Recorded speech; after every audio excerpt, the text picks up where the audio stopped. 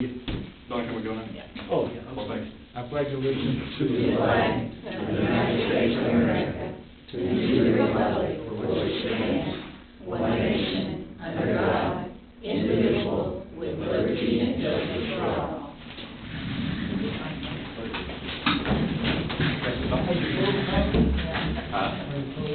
Full? Hot and happy buffalo. Cold coffee and a granola bar. Oh, boy.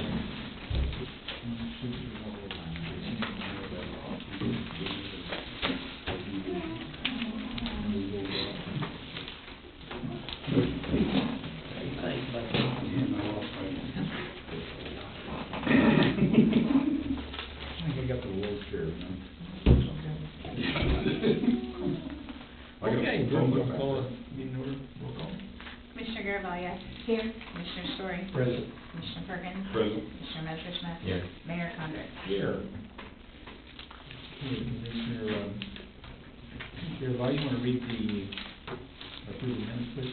Yes, everyone should have a copy of the minutes in their packet, and I trust everyone had the opportunity to look at those minutes. So I make a motion that those minutes be approved. Second. Commissioner Garavaglia. Yes. Commissioner Story. Yes. Commissioner Perkins. Yes. Commissioner Messerschmidt. Yes. Mayor Condon. Yes. Okay, public property report, Mr. Perkins. All right, I got one thing tonight. I do have a partial pay estimate number 1 from Wakes Excavating out of Benton, Illinois for $97, or 97, gosh. Well, I need to go back to work. And then, that's more money. $97,888.34. I'd like to make a motion to approve that. Second. Commissioner Garavaglia. Yes. Commissioner Story. Yes. Commissioner Perkins. Yes. Commissioner Messerschmidt. Yes. Mayor Condon. Yes. That's all I have. Thank you for my colleagues. Okay, Commissioner Messerschmidt, streets and improvements. I have one resolution this evening, and you should have it in your packet. It is for the parade routes, for the upcoming homecoming parade in October. You see the details that are there. It's the normal detours, and that's the normal closing of the square in East Main, and the timelines are there. It's roughly timelines, depends on how the school does their thing. But I'd just like to make a motion that we accept this. Commissioner Garavaglia. Yes. Commissioner Story. Yes. Commissioner Perkins. Yes. Commissioner Messerschmidt. Yes. Mayor Condon. Yes. Only last couple of things that I have are just more for information purposes. We have a homeowner on Hickman, and it's the Dawson family, and they had a tree that was under the power lines that they thought was their tree. So they cut it down to the stump, and it was right by one of our ditches, and we went out and looked at the ditch. Turns out the tree is it's actually our tree. Should have been our tree, should have been our tree. So we're gonna remove the stump, and it's one of the main drains through the city. And it was a $500 bill, so we're gonna reimburse them for that, because it's something that we should have taken down anyway, and it's right in one of the alleys. So I just didn't want that to be a surprise to anybody, just for information purpose. There's that, and then they're gonna oil and chip this week and hopefully be done with the summer roads program, and they'll be back to sidewalks, ditches, and getting ready for fall. Will it be over and chipping at the lake? Yes, So Tuesday and all Wednesday. you lake people. It's gonna be, by Thursday, we should be out of dust. You have done, I need to commend you on something. You've done a lot of work out there which has been overlooked for years, so thank you. You're very welcome. Last thing that I have, just for point of interest, is I received a phone call from Representative Severn. He had been talking with IDOT about the route between Benton and West Frankfort. I didn't realize this, but there's I don't know if it's a statute or a law, but any time any new state highway is either amended, added to, enlarged, widened, it's now a state statute that they have to add a bike lane. So between here and West Frankfort, it's actually going to have a bike lane on both sides. And ultimately, there'll be one that will go all the way to Mount Vernon. Well, aren't you feeling kind of fancy? So,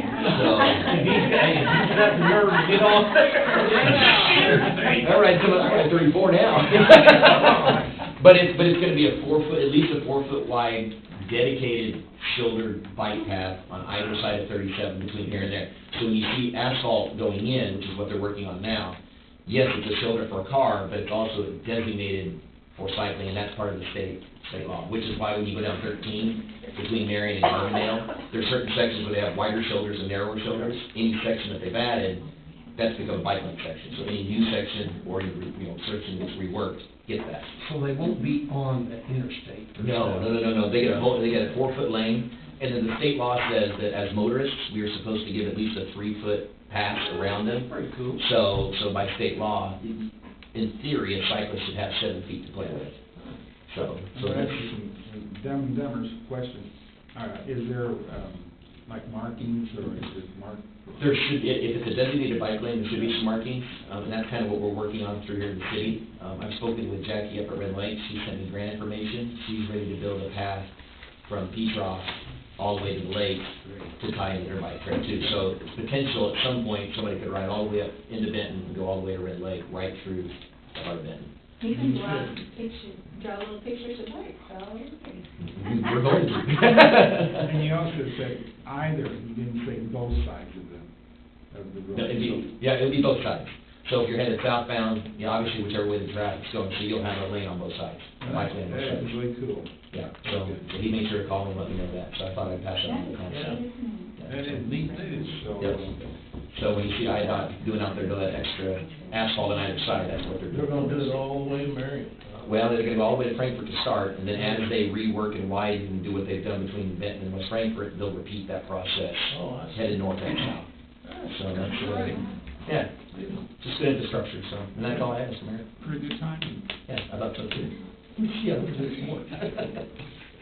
Okay, public health and safety report from Mr. Story. Okay, I don't have any purchase orders. Discussion of adding first responders. I got a little stuff that I've been putting together. For our policemen, our first responders, our police department. Second shift, from 3 p.m. to 9 p.m., they're by themselves. One person on duty. Now, wait a minute. From 3 o'clock in the afternoon to 9, they're by themselves. From 9 p.m. Yes, Okay, from 3 p.m. to 9 p.m. That's second shift. okay. Midnights, 3 a.m. till the other shift comes on. And that would be day shift. And they came in They come in at at 3 a.m., 7, 3 to 7. 3 a.m. to 7, Right. 3 a.m. to 7 a.m. to 7 a.m. Okay. Sundays, Saturday and Sundays, day shift only, one person. Tuesdays and Fridays, day shift, one person. So that's second shift from 3 to 9, they're by themselves. From 3 to 7 a.m. on midnights, they're by themselves. And then Saturday and Sunday, day shift, they're by themselves. And Tuesday and Friday, days, they're by themselves. What's considered the day shift? Day shift is from 7 to 5, I believe, or 7 to 6, because they work 10-hour shifts. How in the world did the city of Benton get in such shape like that? Well, it all happened when John Moore done away with dispatch. Back in 2004, they done away with dispatch. They laid off some policemen and a fireman. So that's where it all come around at. Now, that was in 2004. Look what we got going on today, though, with mass shootings. It's pitiful. And I think our guys are out there by themselves. Well, matter of fact, when we had the incident at Lake Benton, the Benton officer was by himself that Sunday, and he had another call, he had to leave. Wow. So, Did you not mention to me that if somebody was in the water and the police officer by himself, he could not enter the water? when the fire department responded, if somebody's in that water wanting help, and they call for the dive team, and the fire department goes, and there's one person on duty, that one person can't get in the water. He's just going to sit there until somebody gets there. That's unbelievable. Happened to be 2 guys on duty that day. They went to Lake Benton, But if I can come up with one policeman, we can make a power shift. It's gonna be a yuppie shift. It's gonna be from like 3 in the afternoon to 5 in the morning. It's called a power shift. Mike and I talked about it. 3 p.m. to 5? 3 p.m. to 5 a.m. From 5 a.m. to 7 p.m., the officer would be by himself for 2 hours. And Mike says he can make a power shift. That's what we call a power shift. There's no way in the world, the size of the city as Benton has, we can allow one police officer to patrol the whole city. When they had the shooting on the Plainsboro Street 2 weeks ago, Officer Kane was by himself. He pulled up in the driveway. I had my radio on. He says, "Shots fired." He was by himself. We didn't know if it was fired at him. The guy could have turned, he had his family there, he could have turned it on his family or the cop, but he was there by himself. So, you know, it's just, I know the big question is, where do you think? Well, we're gonna have to work on it. That's all I can say, you know. And, okay, we go to the fire department. 2 to 3 times a week, I got one guy on shift for, after 4 p.m. till 8 a.m. One guy, 2 to 3 times a week, and it could vary. From 4 p.m. to 1 a.m.? Yeah, when Shane leaves at 4, he's there by himself till the other 2 firemen come in. Which is what time, Don? 8 o'clock, they start from. You said 1 p.m., it's 8 a.m. No, they come in, Shane leaves at 4. Mm-hmm. Okay, that puts him by himself from 4 o'clock to 8 o'clock the next morning, all night long. And that's 2 to 3 times, at least that. You're not gonna stop all of it because you've got overtime involved. People take off, you know. I know for a fact it'll save $28,000 in overtime. And there's other money that we're working on. Back in the past, we've had 3 fatals in the city of Benton when a house catches fire. Had 3 fatals. And guess what? The guys on duty by themselves with the fatals. We had a fireman in January, went to the stage, on duty by himself, got to the house, fully involved. Nobody, thank God, nobody was in it. He couldn't do nothing till somebody gets there. He didn't have nobody for 15 minutes. If somebody would have been in that house, he couldn't have went in and saved him. He didn't have it. Can't do it. And if you got one fireman that goes to a house fire and the police say there could be somebody in it, he can't go in. He can't put his pack on and go in there. But what would you do? Would you get the truck pumping?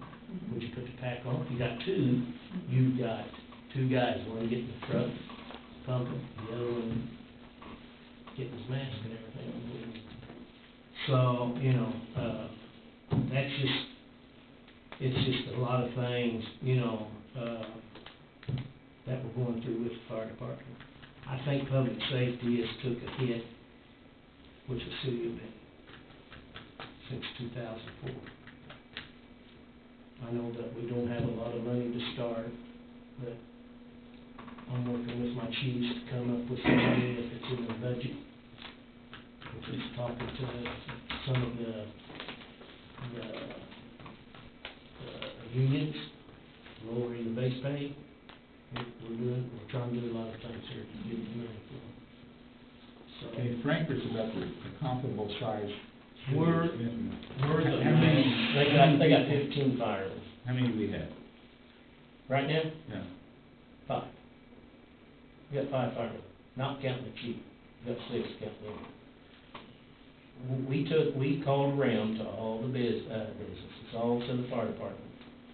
Benton's got less per 1,000 person, per 1,000, than any other town in southern Illinois. Whether it be volunteers or paid on call, Frankfurt's got 15, Heron's got, No, Don, correct me if I'm wrong, I believe the statistics back when I used to be on, the fire department, I think it was 2.1 for every 1,000. yeah. Roughly. We're at .76. Yeah, and I'll tell you what, even when we had full volunteers and even our full-fledged firemen, there were still times that I'd be honest, I mean, it was a scary situation out there. I mean, it was like, you know, and people think that volunteer firemen or firemen in Benton, a town like our size, is just They can't. put out brush fires. No, we deal with a lot of stuff. We got the highway right here. We've got oil drums explode in the past, right by the, out by the drag strips. I mean, I tell you what, when I was on the fire department, I may not seem like that much, but I tell you what, I've seen a lot of nasty things and stuff that I never would have thought growing up in the city of Benton I would see. But I tell you what, we need these people. We're doing 700 to 800 first responder calls a year, just first responder. And they're using these EpiPens on these drug overdoses. As soon as you stick them, they come up fighting, because they don't want you to stick them. They want the high. And we've had, you know, Shane's talked some guys down that come up fighting when he done it. But there's just too much going on anymore in this day and age for us to be sending one guy out and one guy policeman. I don't have an answer. Yeah. I wish I had an answer for the money, but I believe I can get it, all but maybe $10,000 for a fireman. You know, we had a guy at the car show, I'm gonna bring this up real quick, that he was talking about, why do we always send out an ambulance or, you know, like a fire truck every time we get a call with the police, like that, he has seizures real bad. He said Abbott showed up and fired, and then the Benton police were there, and his wife thanked us for doing that Saturday, because her husband, when he has these seizures, it's not like he just convulses, he gets physically aggressive, and we need these extra hands on deck, you know, just to maybe secure him while they're doing what they have to do. But then, like Don said a little while ago, that's why it's a lake that wants to run off. I'm all for it, Don. Well, If there's something I can do, I mean. I think everybody is for public safety. I mean, they might be things that I've wanted that we haven't agreed with, but I think this is one time should all be on board to help the citizens. It's sad that we're in this shape, and I would really like to know how you can save this 28,000, is that what you said? When this guy takes off, say you and our partner, you're going to Hawaii or somewhere, you take off. Right, yeah. We're partners, I would work without you there. Now, if you're on duty by yourself, I've got to bring overtime in for you, because you're gone because you're by Right. yourself. That's where the 28,000 comes from. Right. That's what Shane said he could pay for, an overtime. That's what he would save. He won't save everything. But it's, running some numbers, the last new hire, cost the city $60,000, in the first year, almost $61,000. And in the second year, it was $67,502. So And I don't know how. That's for And that's what, I mean, we can expect to at least pay that much for a new hire, so that's a lot of difference between we 28,000. will not pay that. We will not pay that. Okay. You get 28,000, he saves 28,000. I get 10,000 for insurance that I don't need. I got United Mineworks, I don't need it. Give them that 10,000. So there's 38,000. That 10,000 is, it wasn't even put in the budget. None of us did insurance. And what would, we said up front, we didn't want the insurance, so that wasn't ever They put that written in the general budget. fund. They said, can we put your 10 in general fund? Right. You know what I would have done? I would have said, well, hell, give me the insurance. Yeah, all of You it. know, but I didn't. Like that. I knew we were hurting Yeah. for money, so I took the 10, but I can take that 10 next budget and say, hey, put it toward my fireman. If not, I'll get the insurance. And then, if the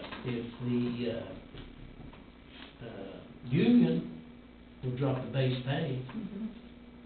you know, and just keep doing a little bit, there's probably 10, 15. We're gonna have to work hard on these meetings, and we'll have to do that together, It's so that done, we it's, can, it's done been started. so that we, yeah, we'll have to hear that, so It's that, been started. we can come up with ways, because it is not right that Benton falls behind and is not I providing the proper I hope I'm protection not for our around if we community. don't get firemen and police back to where they should be, and I'm not around, and somebody else takes charge when somebody gets hurt or killed. That's just it. You're gonna have blood And I don't know what they would have done with the budget. I mean, we came in with a budget. It was already set. I don't know where, if we had not all said, you can have our insurance money, you know? If we hadn't all said that, I don't know where they would have come up with money. Where did all our insurance money go to? Where did mine go? Where did yours go? Where did all? It just wasn't added in. No, and, you know, unless you're gonna write us a check for $10,000, we're not gonna realize any gain, you know? Tell me, Brooke, if I'm It not got mistaken. absorbed with other things. Dennis asked me if it would be okay for him to take that 10,000 and put it in the general fund. The 10,000 wasn't actually there. If everyone had taken insurance, that would have been another 40,000 added to what we would have been in the red. Okay, then Exactly. where did the 10,000 go? It wasn't there to begin with. It would have, if you had said, I want that insurance, that would be another $10,000 that would have had to been added on that the city of Benton had to have paid out. Well, see, I don't understand why he told me they put it, and I think Lisa did too, in the budget, in the general fund. Because I give it to him, I said, okay, that's fine, I don't need it, I got great insurance. Well, it was probably, it helps offset it, so it was probably used within the budget in other It is. areas that needed to balance out. That's what I'm saying, well, Yeah. next time, let it run out, let it But get you first didn't, responders. you didn't change it the year before, did you? I have never, I don't Okay. need it. So it was, okay. Yeah. So it's something that shouldn't exist to start with. Right. It was a conversation with them. But anyway, that's where I'm at. I think we ought to take a long, hard look. Could you, with the notes that you have there, could you generate or have that, somebody make that into a digital copy that we could have a copy of? So I could You look need all at, this stuff here? yeah, like you talked about all the hours and schedules and shifts and what are things we can do between now and then. And, because I imagine now if you have one on shift and something does happen, is there auxiliary, is there on call? What's the current process now? With one person on shift, we get a fire call. We get a call, mutual aid, first responder. When I come in here, you probably didn't know this, when I come in, they was charging paid on calls for coming in, and they was paying overtime for first responders. I stopped that.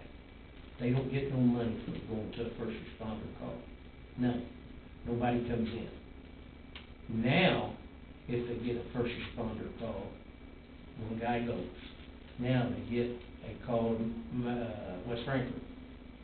They gotta wait till you get 4 people there. Now if they get a call here in Benton, fire call, one guy goes. You don't wait, he's gotta go. You don't know what you got when you get there. And God hold, there's not a train across the track. So, you know, I'm not saying I wanna rush into this, I wanna look into it real hard and heavy, but I want to protect my guys here in town. And I think we can do it. We got maybe this union thing will pick up, just a little bit there, just pick up what we can to get it done. Give it a shot. If it doesn't work, you know, it will work. But I think it will. We need to make it work this day and age. We had a cop killed last week from Waterloo. You know, they had a mass shooting this weekend in another place, you know. Citizens of Benton deserves better than what we got. We got some good firemen, got some good policemen. And they deserve better. We deserve better. I'll get that. Yeah, it'd be helpful. I just wouldn't want Yeah. to irritate myself. I mean, I'm not wanting to vote on this thing now or tomorrow or next time.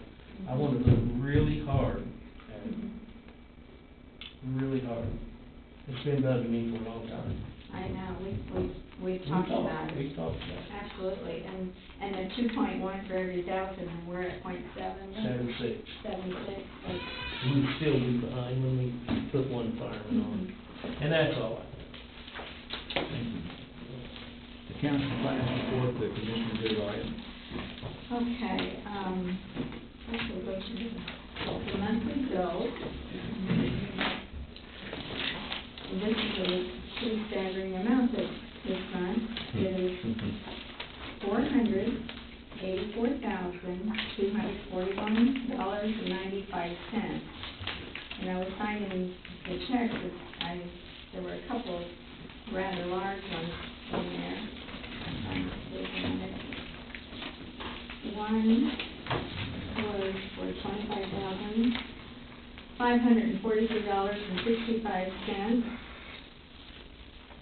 And the other one was for $65,481.91, which makes total of $93,010.37. And this is for phase 1 and phase 2 of the I-57 interchange. So that accounts for part of the increase in this total of bills that I'm reporting on. Another reason for increase is for the Illinois Job Recovery Law TIF, which is $375, and downtown TIF, which was also $375. So those are two different items that are not typically in. So that's the bills, and I'd like to make a motion that the bills be approved, the month's bills be approved. Commissioner Garvelia? Yes. Commissioner Stoy? Yes. Commissioner Perkins? Yes. Commissioner Messersohn? Mayor Condrey? Yes. And for the payroll this month, we have paid out of the general fund was $65,586.38, and paid out of the water and sewer $26,425.15, for a total of $92,011.53. I'd like to make a motion to approve the payroll.